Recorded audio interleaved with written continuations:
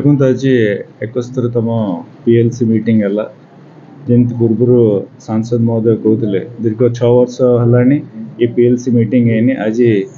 78तम general body meeting भी आज सब विभाग ऑफिसर मैंने जिलापाल महोदय अध्यक्षतार आज ये मीटिंग आम बहुत खुशी हवा जमी पूर्व सांसद महोदय कहते आम गुरुत्व देचु शिक्षा क्षेत्र में एवं रोड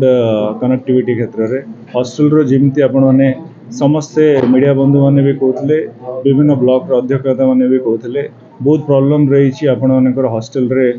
आपणकर टॉयलेट आपणकर पीवा पानी कथा कहतु पिला मानकर रहिवार क्षेत्र में सब अवहेला होती निष्पत्ति भाव में एवं जो 447 कोटी जो अनुदान वर्तमान प्रपोजल जो पठाऊ आम भावुचे आशा करचे से सब को प्रपोजल को एक्सेप्ट होगी आगामी दिन में केमती कार्यकारी हम ताहले गजपति जिला 2 पाद आगू जापर।